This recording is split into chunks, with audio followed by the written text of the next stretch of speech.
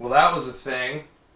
Fuck you. Why can't I have my bear back? Get on camera, you dipshit. Oh, yeah. We're going to talk about Skullgirls. So, welcome back to NerdProQuo's... This is my bear from when I was 4. Welcome back to NerdProQuo's Let's Talk About Shit, the show where we talk about shit. As we said last episode, which we obviously recorded the night before this one, we're going to talk about Skullgirls and how elements of it may actually be progressive.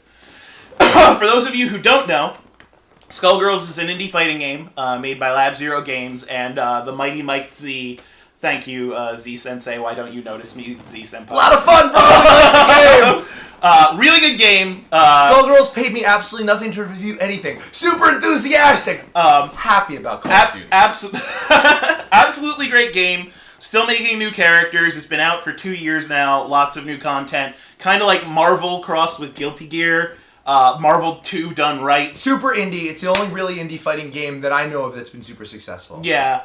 Well, I mean, like Melty Blood and Aquapazza have done okay, but like this is really very good. And get it for all 3 platforms: PlayStation, Xbox, PC. Fantastic. But we're gonna stop sucking Skullgirls' dick, even though we really enjoy it, and talk actually about how it might be progressive, which is interesting because a lot of people have said that Skullgirls is very problematic in a lot of ways. In fact, they came under fire when they were creating the game about it having cheesecake, I think is what it is extremely cheesecakey. It is a cheesecake factory. Okay, so I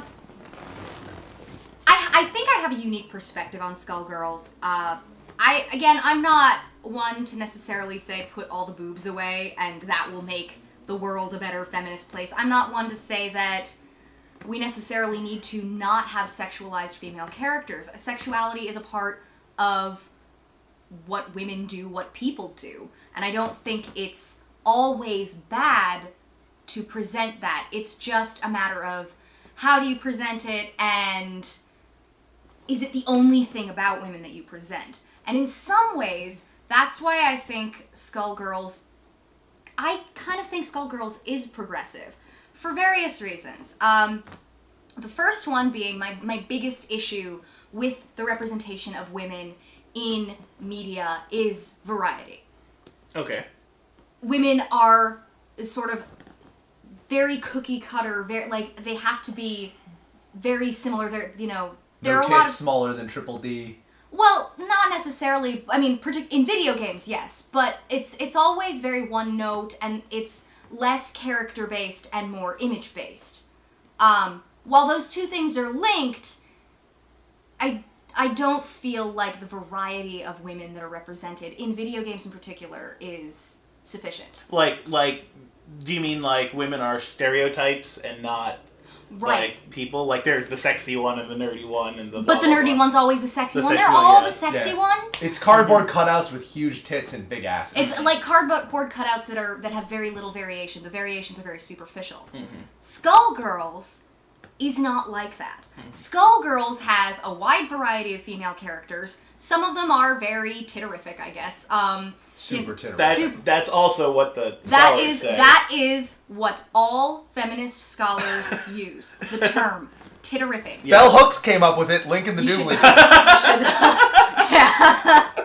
Super titterific, expialidocious. Yeah. Super titterific. But you also have characters like Painwheel. Mm-hmm.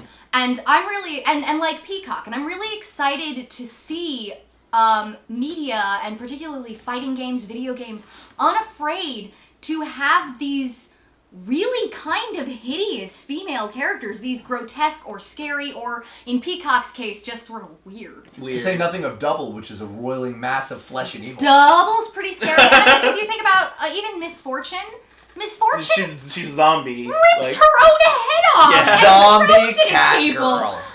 And so, Eliza, the new character, strips her flesh into blood and uses it for attacks. And when you hit her, you see like her brain come out her nose. It's pretty rough. Yeah. So I actually really appreciate Skullgirls in this weird way that might surprise a lot of people who know me as a feminist who find out,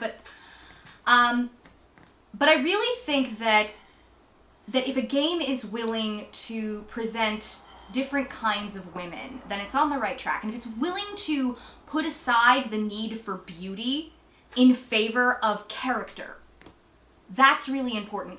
Are there beautiful characters? Are there sexy characters?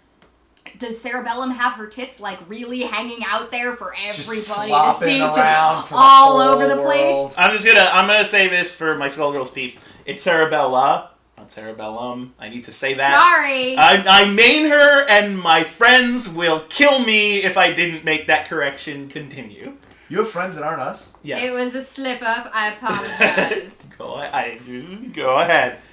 In any case, I still think that...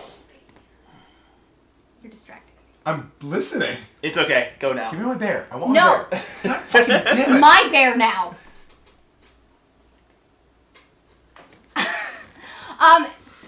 Getting back on track, if I possibly can. I actually still think that Skullgirls started with character ideas in some ways. And wasn't afraid to have non-attractive female characters. Could it be argued that some of their designs are problematic? Oh, absolutely. Yes. There are a lot of panty shots. Absolutely. So many fucking panty shots. But in some ways, I mean, first of all, Parasol's the only one who's, like, not monstrous in her own Well, she's monstrous way. in that she's probably a Nazi. Well, Yeah, in a they're physical like way. some pretty Yeah. severe fascist in a undertones. physical way, Yeah. maybe in an emotional way. Valentine is pretty normal looking too. She's like a vicious ninja nurse assassin, but she also has her tits flopping out everywhere. Well, her face is pretty horribly scarred. Yeah, no, there's something about her that's kind of physically scary. Cerebella isn't so much because that's a hat. That's the true. head arms That's are true. a hat, so there's that. That's true. But like, I mean, Squiggly is just straight up actually a zombie with like a missing eye and worm growing out of her head and through her brain and stuff. So I feel like if you guys saw our previous video on Undernight in Birth, which we did yesterday. I feel like maybe if you mashed up Undernight in Birth and Skullgirls, you might have like an actual progressive video game. But you know what I'd love to see in a fighting game, and actually any video game? A fat female character. I cannot think of one fat female character. I'm sure there's one out there. Well, I I'd haven't like seen to- her. Katya in The Walking Dead, maybe, and she's not even really fat. She's just like pleasantly plump and middle-aged. There was the Viking character from Clay Fighter. That was a long ass time ago. If that's your defense video games, fucking 16-bit Clay Fighter, fuck you. Yeah. I'd like to see more female characters that are not pretty.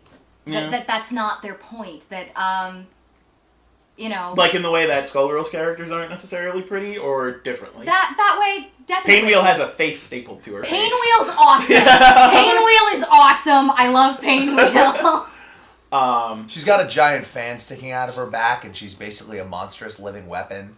If you think Painwheel is sexy, bro, you got problems. So there's like, okay, so going over the Skullgirls roster, and it's interesting that you said Skullgirls Undernight mashup, because there actually More are coverage, I guess. Yeah, there. Boob coverage. There's Yuzuriha and Undernight characters in the background of one of the Skullgirls stages, and there's a lot of weird crossover things. You know, a lot of people are hoping that Philia gets in. There was a Philia picture drawn in Undernight style, and like it already has Akatsuki from Akatsuki Blitzkampf and Eltnum from Melty Blood as Skullgirls versus Undernight. Oh, well, if it was a versus game, it'd be great. But now we're getting into the fanboy area. Skullgirls versus Undernight. This is what a fanboy looks like.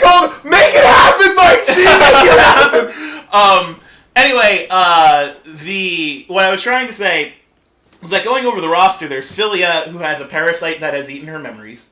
Cerebella's basically normal. Peacock is a quadriplegic with no eyes that has been cybernetically reconstructed. I love me some Peacock. Peacock's awesome. Misfortune, Parasol might be a Nazi. Misfortune, might be. There are strong fascist undertones. I don't know about like full-on Nazi, but there's some strong fascist undertones. Misfortune is dead and reanimated and pulls herself apart. Painwheel is like is just a horrible living weapon. God, help me out here. Isn't this your game? Did you come 32nd in the world? We have like 2 more minutes left. Hold on. So like Valentine is a scarred up nurse. Double is a horrible writhing mass of flesh. There's Fukua, who's just a recolor of Philia, but she's awesome. Eliza, which is a living blood creature around a skeletal parasite. Big Band, who is a dude inside a giant iron lung shaped like a saxophone. Squiggly, who is actually a zombie. And I think I've gotten everybody. Please say I've gotten everybody. I think that's pretty much everybody. Yeah, so... Everybody who's currently out. I really hope you missed somebody. So I probably did. I feel like I did. It sucks. I really feel like I did. Yeah, so... It's to sum up, because we're running out of time, because my DSLR only does 12 minutes. Both are really interesting games. Both are worth playing. Both have politically problematic elements. But what do you think? Do you think they're both worth playing? I do. I prefer Skullgirls. Cool. Well, thanks for sitting in. Yeah. Next time, join us on Let's Talk About Shit. I want my beer back. No. Hashtag not all bears. No! Hashtag not all bears. No. Where we talk about round 1, fight. God fucking damn it.